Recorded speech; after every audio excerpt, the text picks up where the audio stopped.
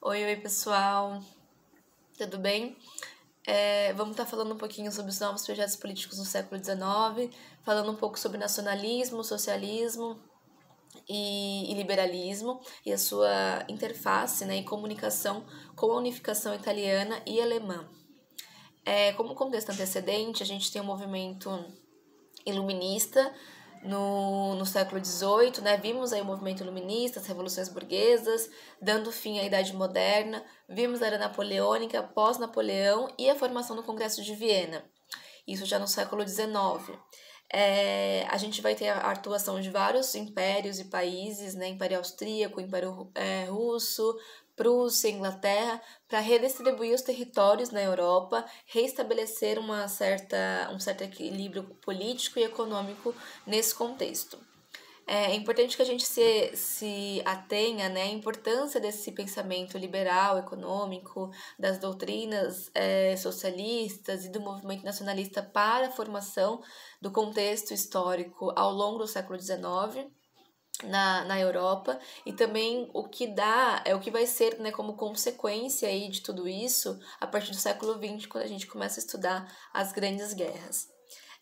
O pensamento liberal, a gente vai ter o Adam Smith, já vimos ele falando dos iluministas, né? Ele vai ser bastante importante para a construção do liberalismo econômico, e aí ele apresenta as bases, né, do liberalismo clássico, colocando aí a divisão do trabalho como algo essencial e necessário para o crescimento e produção de mercado, a livre concorrência, a autorregulação desse mercado, né, através das leis naturais de oferta e procura. E aqui a gente tem as principais características, né, propriedade privada, o individualismo econômico, essa liberdade de comércio e de produção, trabalho assalariado e sem a intervenção do Estado.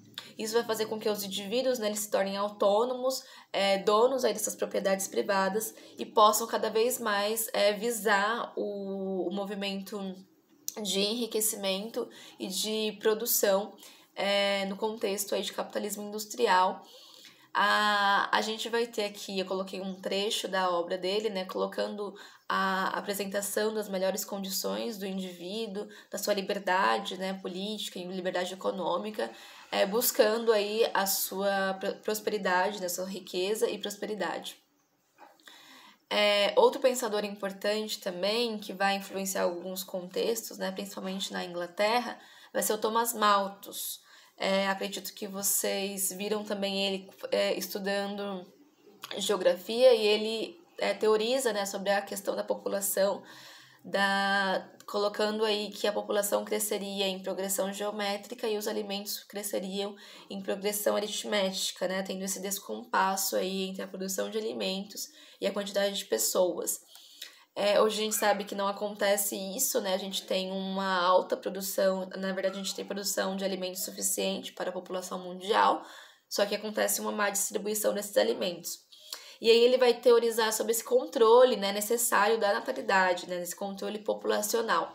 Isso vai influenciar a formação de leis que colocam pessoas marginalizadas fora, e, né, colocando cada vez mais as pessoas que já estavam num contexto desigual e marginalizadas na Inglaterra.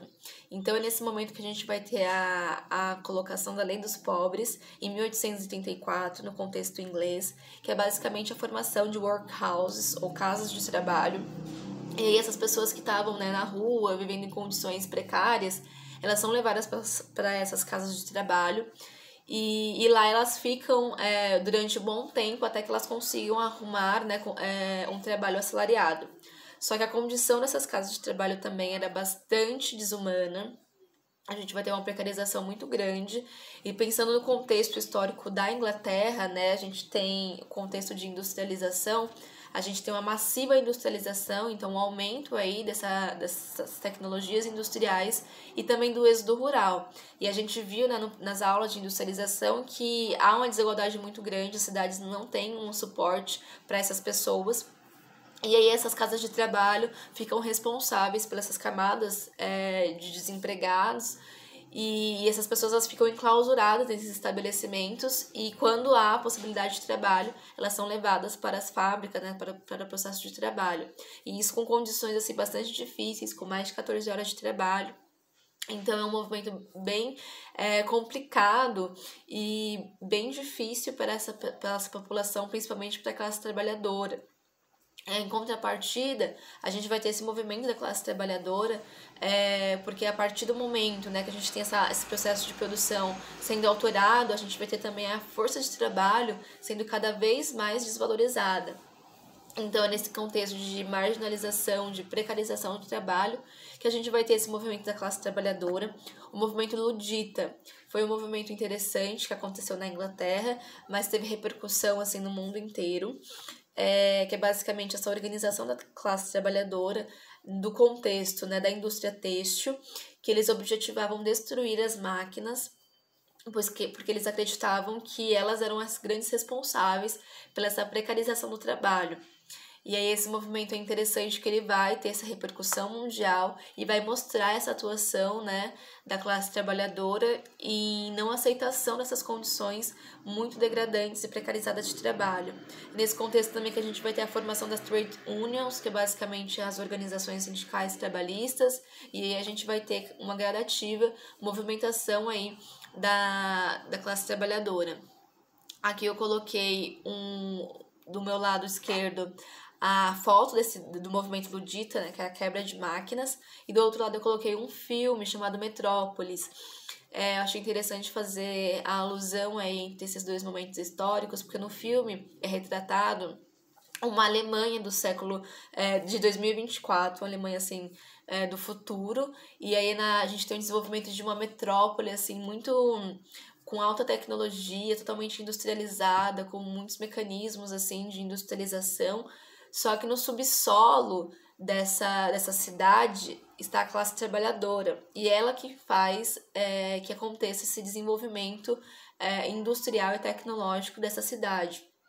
E aí é interessante a gente ver que por trás, né, fazendo alusão também a esse processo de modificação industrial na Inglaterra, e aí a gente tem essa precarização das condições de trabalho, por trás de todo esse aumento industrial, por trás de todo esse desenvolvimento econômico, né, nesses países europeus, a gente tem a classe trabalhadora, a gente tem trabalhadoras e trabalhadores que estão aí vendendo a sua força de trabalho cada vez mais desvalorizada. E aí é importante a gente pensar sobre isso, acho que vale a pena dar uma olhada no filme, né? São contextos históricos diferentes, mas aí fazendo um pouco um paralelo entre o que a gente está estudando no século XIX. E a gente vai ter as doutrinas socialistas, né? O Karl Marx ele foi uma pessoa muito importante para pensar a economia e a filosofia desse contexto. Suas principais obras, né? Manifesto Comunista e o Capital, a gente vai ter bastante influência desse pensador, né, e de outros pensadores também junto a ele, sobre essa condição dessa sociedade capitalista industrial, sobre essa precarização do trabalho e essa venda da força de trabalho cada vez mais barateada. E aí ele começa a falar sobre que a história da humanidade é a história da luta de classes, né? Dividindo aí a sociedade entre burguesia, os donos dos meios de produção, e o proletariado, né? Que vende aí a sua força de trabalho. E aí a gente vai ter as construções, né? E concepções que vão nortear os pensamentos marxistas, né? Que é a luta de classes, a mais-valia, que é essa expropriação do valor do sistema capitalista sobre a força de trabalho, e para que haja uma superação de tudo isso, para que haja um enfrentamento dessas condições e dessa sociedade, né, dividida e desigual, é necessário que haja a revolução socialista, a ditadura do proletariado, colocando aí, né, dando voz a essa classe trabalhadora que está cada vez mais sofria inúmeras violências e condições degradantes, e pensando aí no movimento, né, de construção político e econômico do capitalismo, e propondo alternativas para além do capitalismo. O nacionalismo foi um movimento importante também, que a gente vai ter uma influência direta nos processos aí de unificação da Alemanha e da Itália, pensando na formação de um povo, né, de se autogovernar, de exercer sua soberania sobre o território, essa questão da formação dos territórios, né, delimitações de cada povo vai ser muito importante nesse momento. A gente vai ter uma colocação de passados, né? O movimento do romantismo literário vai ter bastante influência nesse processo. Então, é colocar o passado aí como algo presente, ficar lembrando, né, de um passado muito vanglorioso, um passado de glória, e colocando aí esse processo de construção e autonomia de um território e de um estado. Isso vai ser bastante importante para as unificações. Falando da unificação italiana, a gente vai ter no contexto da Itália a divisão territorial que foi posta pós-Congresso de Viena, né, durante o Congresso de Viena, que é a formação aí de estados e ducados. Então, a Itália, o território que a gente conhece hoje, ela era dividida entre estados e ducados. E aí vão acontecer vários movimentos que já vão atuar nesse processo e busca da unificação. O primeiro deles, o pioneiro, vão ser os carbonários, que eram sociedades secretas, né, que realizavam reuniões nas minas de carvão para pensar já esse processo de unificação do território italiano. E aí a gente vai ter grupos, né? Grupo de republicanos, grupo de monarquistas, os republicanos liderados aí por Bassini e Garibaldi, os monarquistas por Conde de Cavour, o Camilo Benso, e a gente vai ter os republicanos e os monarquistas, né? Muito atrelados aos projetos liberais, mas os republicanos eles terão adesão maior da população. E aí a gente vai ter esses grupos, né, atuando em diferentes territórios, e por mais que houvesse essa diferença, né, entre república e monarquia, a gente vai ter uma adesão maior, que é o processo de unificação do território. A gente começa com uma guerra contra a Áustria, então a Áustria vai atuar contra esse processo de unificação, e nesse primeiro momento a Áustria ela acaba sendo bastante efetiva, sua atuação no contexto italiano acaba vencendo a Itália. E aí a gente tem, a partir da metade aí do século XIX, o ressurgimento, né? É basicamente o renascimento, assim, da população jovem italiana. Então é nesse momento também que a gente vai ter a atuação do nacionalismo muito forte e o espalhamento dessas concepções de nacionalistas, né? Eles tinham aquela ideia do que a Itália viveu nos séculos anteriores, né, o processo do Império Romano, toda a sua atuação histórica da Antiguidade Clássica e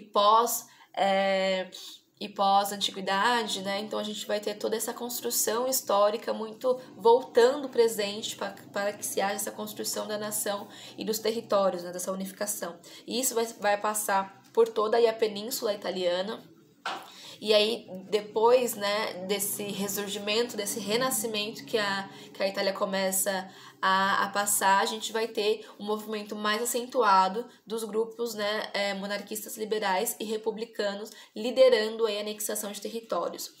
Os monarquistas, eles vão meio que pedir uma ajuda para a França. A França, ela tem uma atuação bastante significativa no século XIX e acaba que os monarquistas liberais, eles acabam pedindo uma certa ajuda militar para começar esse processo mais efetivo de anexação dos territórios. A França ajuda inicialmente, mas posteriormente ela acaba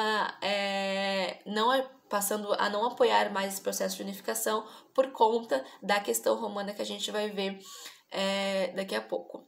Mas nesse processo inicial a gente vai ter uma ajuda muito efetiva da França na anexação dos territórios do norte, né, pelos monarquistas. E ao sul, a gente vai ter com o Garibaldi um processo bastante significativo da anexação dos territórios do sul. E aí que entra a questão romana, porque assim, Roma, ela estava liderando a atuação, né, da Igreja Católica. Então a gente vai ter a França nesse momento aliada à Igreja Católica, porque assim no movimento de unificação eles conseguiram ir anexando todos os territórios e unificando esse processo, e chegando na Roma a gente vai ter essa resistência da Igreja. E os papas, eles resistem, eles não queriam que houvesse essa unificação do território romano. E aí é que a França começa a participar e ajudar a igreja, protegendo aí as fronteiras de Roma. E só que nesse contexto também a França acaba entrando na Guerra Franco-Prussiana, que a gente vai ver no movimento de unificação da Alemanha. E isso faz com que a França, né, retire suas tropas de Roma, e os unificadores, né, as pessoas que estavam, os grupos que estavam liderando o movimento de unificação, conseguem avançar sobre Roma. E aí, em 1872, o Vítor Emanuel II, né, que vai ser o grande rei aí nesse processo, vai transferir para Roma, vai se transferir para Roma, consolidando o processo de unificação. Como resultado, os papas eles não vão aceitar, eles não vão reconhecer esse Estado italiano. Então, vai ter uma forte resistência da Igreja Católica, e isso vai ser só resolvida lá no século XX com o fatismo, né, com toda aquela questão dos movimentos totalitários. Então, essa questão de Roma vai ficar até o século XX, em 1929.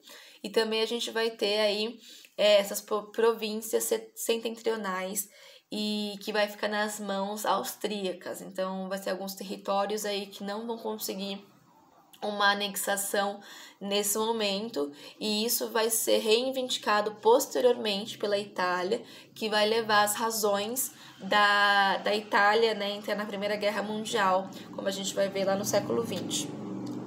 Aqui eu coloquei um mapa bastante interessante que mostra a campanha de Garibaldi, né, dos movimentos republicanos mais ao sul, e a campanha das tropas do Piemonte, lideradas pelos monarquistas liberais, mais ao norte. Então eles começam num processo do norte e um processo do sul, e depois eles se encontram, configurando aí a unificação total dos territórios. Lembrando que Roma, né, a gente vai ter essa questão romana e essa resistência da Igreja Católica. E aí, na unificação alemã, a gente vai ter basicamente, Congresso de Viena, a Confederação Germânica.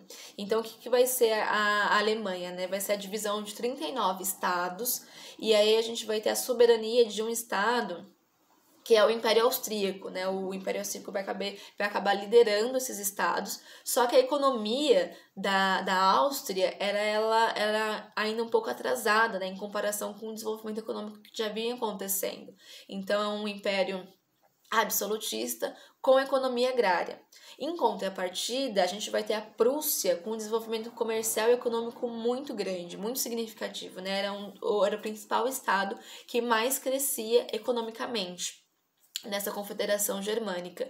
E aí a gente vai ter a Prússia liderando esse movimento de unificação, tendo em vista o seu desenvolvimento comercial e industrial. Então ela pretendia já inicialmente essa unificação do Estado germânico.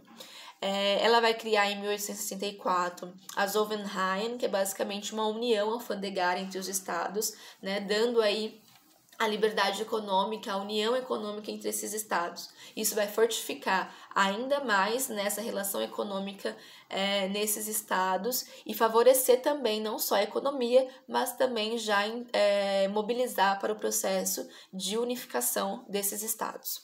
Aqui a gente tem os limites, né, da Zollverein, que é os limites os limites da Confederação Germânica, e a divisão dos estados, né? Então, a atuação aí significativa do Império Austríaco, e aí com a Zollverein, essa livre associação dos estados, né? Livre ação comercial e alfandegária desses estados, eles conseguem negociar entre esses 39 estados. E aí a gente vai ter a Áustria, ela acaba sendo deixada de fora dessa união alfandegária. E aí ela vai começar com um processo de rivalidade muito acentuada sobre a Prússia, né? E a Prússia vai começar a sofrer ameaças gradativas da Áustria, do Império Austríaco. A primeira tentativa de unificação foi aí realizada por Frederico Guilherme I, só que não vai dar muito certo, porque a gente vai ter atuações liberais no quesito de político, no quesito de organização social e econômico muito, muito forte nesse momento, tendo em vista todo esse processo de industrialização e essa atuação também da Prússia. Isso vai fazer com que o próprio Frederico Guilherme I meio que tenta se movimente como um processo de resistência contra essa unificação. Então, as ideias muito fortes do liberalismo, eles acabam assustando, né, esses representantes atualmente, esses representantes nesse contexto, porque a gente também tem que pensar que o Congresso de Viena tinha aquela questão das monarquias, né, o restabelecimento das monarquias, aquela questão muito postas, né, antes das revoluções burguesas, e isso ainda estava presente. Então, de certa forma, eles ainda tinham uma resistência com relação a adentrar diretamente nas questões liberais. E aí é só a partir de 1862 que a gente vai ter a retomada desse projeto de unificação e que vai ser muito significativo com o ministro, o Otto von Bismarck. Então, o Bismarck, ele foi um ministro militar, né, e da Prússia, bastante significativo, porque ele vai ser o responsável por liderar aí esse movimento de unificação da Alemanha. Então, ele vai conseguir conduzir esse processo bastante significativo e militarmente dando uma formação industrial para o contexto alemão e também uma formação militarista, então vai ser bastante importante.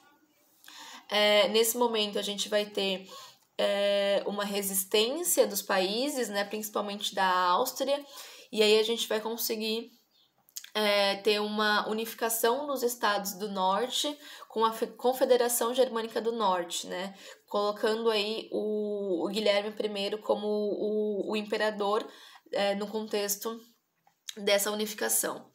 A gente vai encontrar nesse processo de unificação bastante obstáculos dos estados independentes do sul, então a gente vai ter uma atuação bastante efetiva no processo de unificação do norte, mas no sul a gente vai ter algumas resistências e obstáculos por conta aí do Napoleão III, que era o imperador francês nesse momento. O Napoleão III, ele é sobrinho do Napoleão, da era napoleônica, né, que a gente estudou, e aí acaba que os estados do sul, eles meio que vão se unir com os do norte, né, formando aí um sentimento nacionalista, e aí eles vão liderar a adesão dos Estados do Sul e dos Estados do Norte contra a França. E aí se forma essa Batalha de Sedan, que é basicamente esse movimento de adesão, tanto do Sul quanto do Norte, contra essas ameaças externas, que no caso é a França. E aí começa o movimento de Guerra Franco-Prussiana, né? Esse movimento ele foi bastante simbólico, assim, porque o Bismarck ele já tinha isso em mente, né? Ele já sabia que a França ia atuar aí como um obstáculo e que haveria essa guerra entre a Prússia, que estava liderando esse processo de unificação, com a França. E aí na Guerra Franco-Prussiana a gente vai ter a vitória da Prússia sobre aí o exército francês.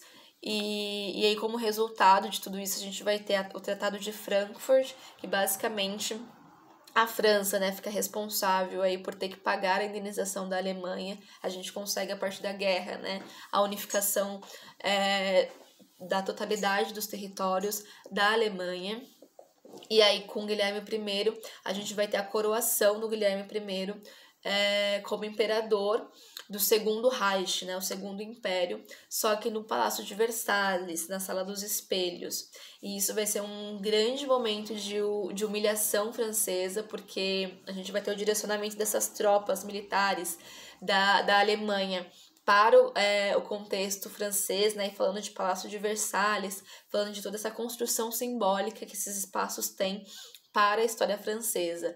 E isso vai se configurar um grande sentimento de revanche da França contra a Alemanha, o que vai desencadear posteriormente nas lutas, né, e das guerras mundiais aí no século XX. Então, Guilherme I, ele é coroado, né, o imperador no território aí da França. E aí a gente vai ter também a entrega dos territórios da Alsácia e Lorena, que fazia parte aí do poderio francês, para a Alemanha. A Alemanha ela cresce economicamente e significativamente, ela se desenvolve muito a sua indústria, né? Sendo aí uma das grandes potências que vão surgir já no final do século XIX, início do século XX. Então isso foi muito importante para o crescimento industrial e econômico da Alemanha. Então é isso, gente. A gente viu como é que se dá essa formação dos estados, né, da Itália e da Alemanha. E aí esse cenário a gente vai estudar nas próximas aulas, né, o contexto da Inglaterra especificamente e o da França no século XIX. Mas esse foi o contexto aí de formação desses estados através das políticas econômicas do liberalismo, influenciando esses grupos, e também do nacionalismo, né, como recorte aí, ideológico de movimentação e de unificação desses estados.